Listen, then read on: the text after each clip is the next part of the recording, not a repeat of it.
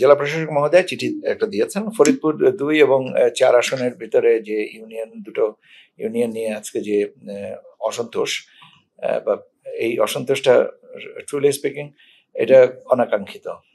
মানে যে কোনো জিনিসই ক্ষোভ থাকতেই পারে, অসন্তোষ থাকতেই পারে, কিন্তু মানে প্রকাশটা সবার জন্য ক্ষতিকারক হলে এটা কষ্ট লাগে, কেন আমরাও তো এদেশেরই সন্তান।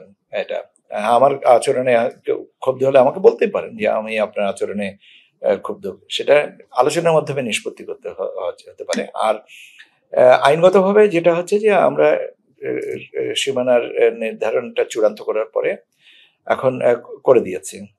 জেলা প্রশাসক মহোদয় যে চিঠিটা লিখেছেন সেটা উনি ওনার অবস্থান থেকে লিখেছেন।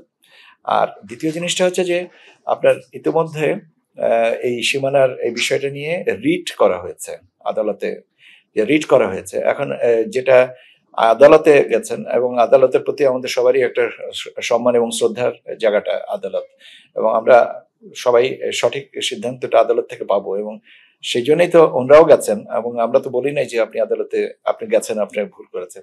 আদালত থেকে নিষ্পত্তির জন্য আমাদের অপেক্ষা করা উচিত। এখন জেলা প্রশাসক মহোদয় যেটা লিখেছেন ভালো, এটা কমিশনে আমরা এটা আলোচনার জন্য আমি গতকালকে পেয়েছি চিঠিটা, কমিশনকে জানাবো। হ্যাঁ, ব্যাপার হচ্ছে যে আসলে তো আন্দোলন হয়েছে, এটা তো মানে এবং মানুষের রাস্তায় প্রটেস্ট করছেন।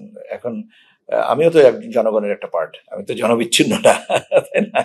তো এখন এটা আইনগতভাবে আমি যেটা মনে করি যে সেটা হচ্ছে যে যেহেতু একটা রিট আদালতে এটা দেওয়া আছে, আদালতে একজন কানুন যায়, আদালতে আস্থা আছে বলেই তো যায়, এবং আমরাও তো আদালতের আস্থার প্রতি আস্থাশীল, আদালতের সম্মানের প্রতি আদালতের প্রতি সম্মান রেখে আমাদের আস্থাটা রেখে আমাদেরকে আদালতের সিদ্ধান্তের জন্য অপেক্ষা করা উচিত, আমি এটুকুই বলবো। এবং আমি আশা করি যে এই জিনিসটা সেভাবেই সবাই বিবেচনা করবেন, কেননা এটাই তো আমাদের কাম্য, আমরা একটা সুন্দর বাংলাদেশ চাই।